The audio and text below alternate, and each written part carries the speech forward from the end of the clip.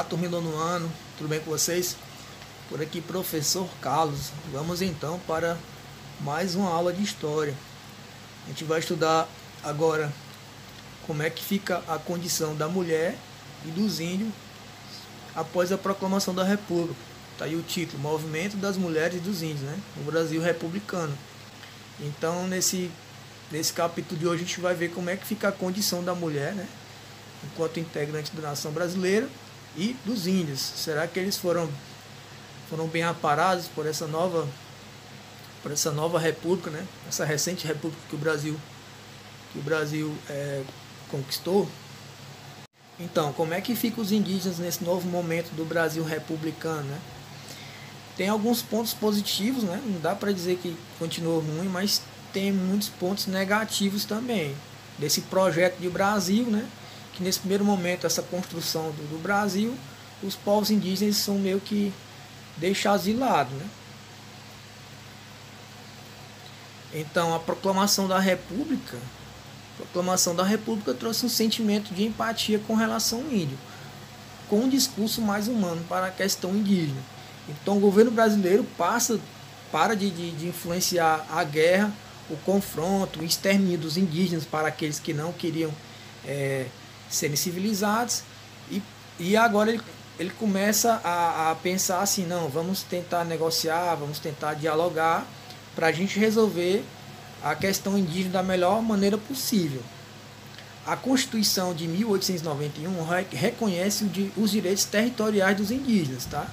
A Constituição, né, que foi feita 2 anos depois da proclamação da República, essa nova Constituição brasileira, que é uma Constituição mais democrática, e república quer dizer isso, né? Todos os cidadãos são iguais perante a lei, todos temos os mesmos direitos, né? Mas não começa bem assim, tá? Ela já reconhece o direito territorial dos indígenas, essa nova Constituição, mas ela não diz como, né? O Estado brasileiro não sabe como vai abraçar a população indígena na nação brasileira, né? Os índios que foram historicamente prejudicados pela tomada de suas terras, né, com a expansão territorial do Brasil. A gente vê na história que à medida que o Brasil vai crescendo territorialmente, esse índio vai sendo morto, vai sendo transformado em escravo, vai sendo expulso de suas terras, e as suas terras vão ser dadas para grandes fazendeiros, para as currais, tá? Então, a nação, o território que antes era só dos índios, foi invadido por nós, né? Pelos portugueses, pelos brasileiros, começaram a nascer aqui.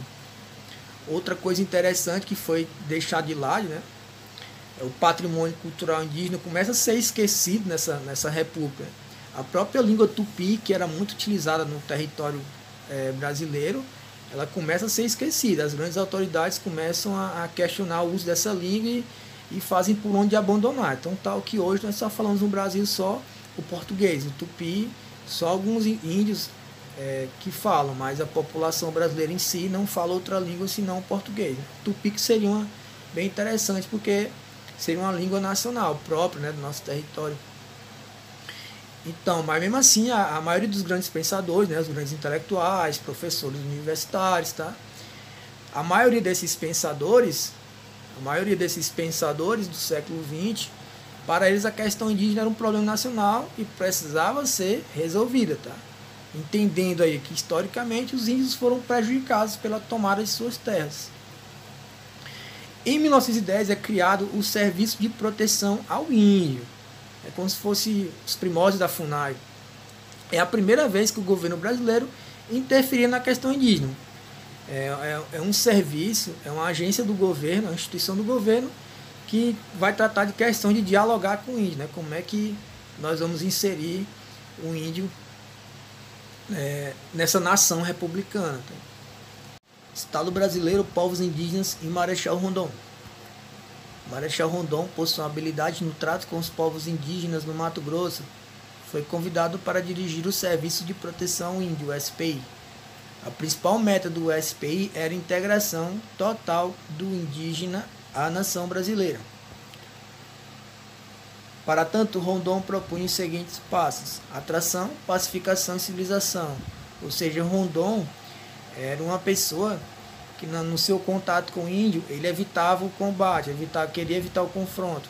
ou seja, procurava se aproximar, estabelecer vínculos de confiança e de amizade. Por isso, ele foi o primeiro a dirigir, né, ou seja, foi convidado para dirigir essa instituição federal de proteção ao índio. Tá? O que a gente pode deixar de crítica nesse momento? Embora seja uma relação governo brasileiro indígena, uma relação que buscasse não ter conflito, que buscasse não ter morte de índios, a gente naquela época, brasileiros, a nação brasileira, o Estado brasileiro ainda tinha a ideia de que você, para fazer o índio ser brasileiro, você tem que civilizar ele, ou seja, tem que adaptar o índio à nossa cultura. E hoje a gente entende isso como uma questão que não é correta, não é boa.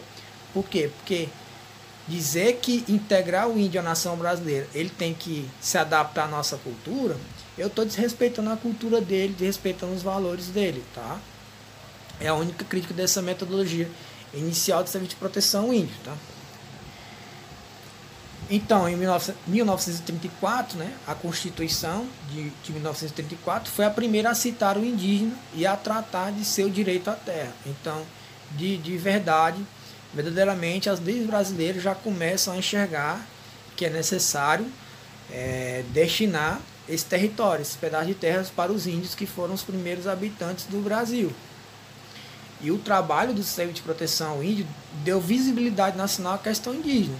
Inclusive contribuiu, né, para que esses direitos à terra do indígena viessem escritos na Constituição de 1934. Tá? Embora com todos os esforços do Serviço de Proteção ao Índio, né, o SPI ele não conseguiu evitar muita coisa com o indígena. Tá? Muitos índios continuaram sendo mortos por fazendeiros, né, por conflitos agrários, por conflitos por terra. O homem branco invadindo as suas terras, tá? E inclusive no sul e no sudeste do país e na Amazônia, tá? Então, a segunda parte da nossa aula é o movimento das mulheres, né? Como é que a República, né? Essa nação, projeto de nação democrática, porque antes da República nós tínhamos um império, né? O imperador estava acima das leis, tá? E agora com a República nós temos esse projeto de país mais democrático, onde as pessoas podem participar mais da vida política. Tá? Então, como é que ficam as mulheres nesse primeiro momento da República, né? Nessas primeiras constituições? Será que ela ganhou muito, teve muitos prejuízos? A gente vai ver agora aqui. Então, com o advento da República, né? Com a criação da República, e posteriormente com a Constituição de 1891, né, as mulheres começam a ter mais ânimo, né? Agora é a proclamação da República, nós vemos na República, nós vamos ter mais direito. E as mulheres se animam com isso, né? As mais ativistas, assim, as mais intelectuais, as mais esclarecidas, passam a reivindicar o quê? Acesso à educação e o direito de votar e o direito de serem eleitos, né? Lembrando que a educação, o estudo, é muito importante para que as mulheres possam adquirir um emprego e terem a sua autonomia, né, da sua vida, não ficar dependendo só do esposo. Tá? Mas o que acontece? Tá? Após a proclamação da República, nós tivemos essas duas figuras aí, Mirtes Campos, que é uma advogada, e Leolinda Daltro, que é uma professora. Elas tentaram se alistar para votar, não era nem para ser candidata, e foi barrado, foi impedido. Por quê?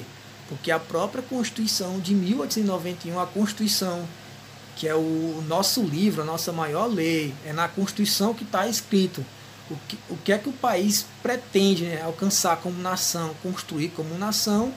A Constituição negou esse direito de voto para as mulheres, nesse primeiro momento, tá?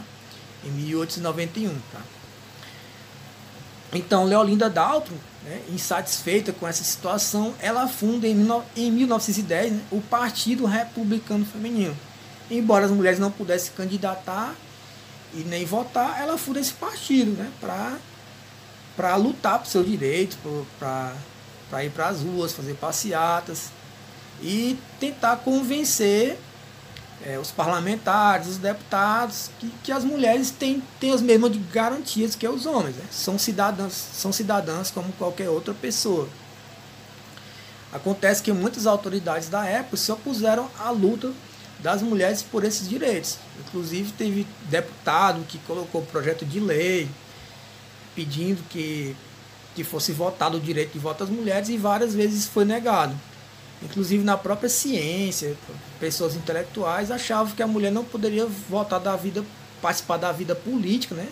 Governar a cidade, governar um estado, porque achavam que elas eram incapazes, né? Que absurdo.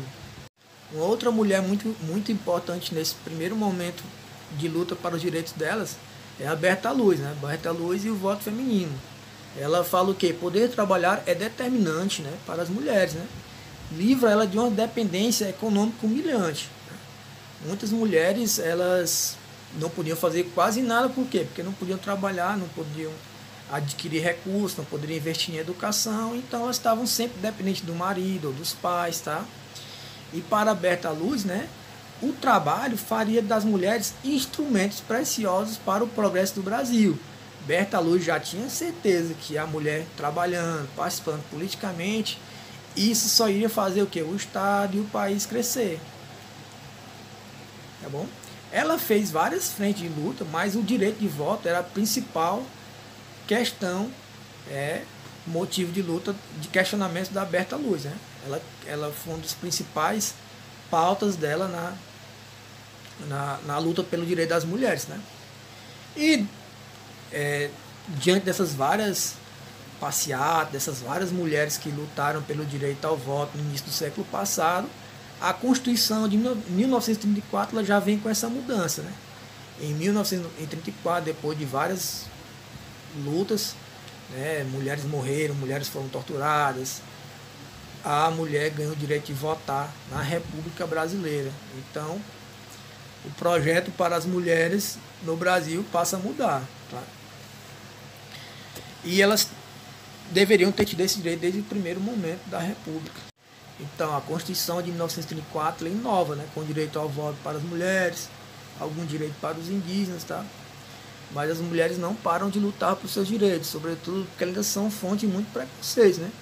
Inclusive o preconceito de trabalhar, o preconceito de poder estudar ainda permanece na sociedade até o dia de hoje.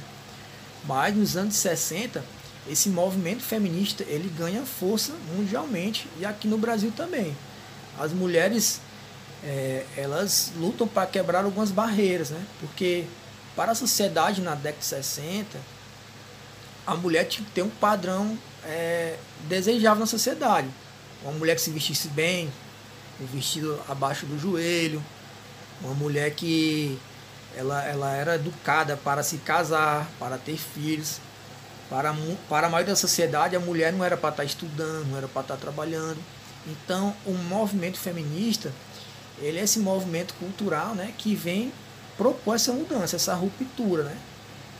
No sentido de dar mais autonomia, de dar mais liberdade para a mulher viver em sociedade. Não um padrão social que a sociedade rotulou ela e desejava dela durante muitos anos, mas uma mulher mais livre, mais independente para participar de todos os setores da sociedade. Nesse sentido, né, aqui no Brasil nós temos duas mulheres que se destacaram nesse movimento feminista, né? Beth Friedan, né, e Simone Beauvoir. Desculpe aí se eu não sei pronunciar, tá? Então o que é que elas diziam? Mulher não nasce obediente, passiva ou dependente. É a educação machista que a faz aceitar a dominação masculina. Então esse negócio de que a mulher tem que ser criada para cozinhar, para cuidar de menino, é uma visão machista e que na década de 60 isso ainda estava muito em alta, tá? Então elas lutaram bastante, né? Inclusive escrevendo livros, artigos, né? Indo na imprensa, né? Expondo suas opiniões, né? E elas lutaram muito para a construção dessa mulher menos tímida e mais confiante dentro da sociedade. Olha, mulher, você tem que trabalhar, você tem que estudar, você tem que sair de sua casa, você tem direito a viver em sociedade, tá? E esse movimento feminista, a gente começa a aceitação feminina é grande, né? Várias mulheres arregaçam as mangas e começam a viver, a procurar esse novo estilo de vida. E dá pra gente perceber na própria moda das mulheres, na foto aí ao lado, A mulher já mostra a barriga, usa uma calça, não é mais aquele vestidão bonitão que a sociedade queria que ela usasse abaixo do joelho, tá? A mulher pratica esporte, né? Olha o skate aí. Muita gente na década de 60 achava que mulher não podia nem jogar bola, porque se ela jogasse bola, praticasse esporte, ela poderia não ter filhos no futuro. E isso a gente vê que era só conversa fiada, era só falsetes, não há nada de científico que comprovasse. Então a mulher começa a viver mais em liberdade dentro da sociedade e tem um espaço que ela sempre mereceu dentro da nossa república, tá? Um outro avanço para a vida da mulher é a pílula anticoncepcional, que representou uma verdadeira revolução sexual mesmo para a mulher. Por quê? Porque a pílula essa pílula anticoncepcional permite o quê? Permite a mulher planejar. Eu vou ter filho só com 30 anos, com 25, então dá mais essa liberdade para a mulher poder estudar, poder trabalhar sem se preocupar tão logo com a família. Então, gente, a gente fica por aqui. Esse era o assunto de hoje, tá? Um abraço.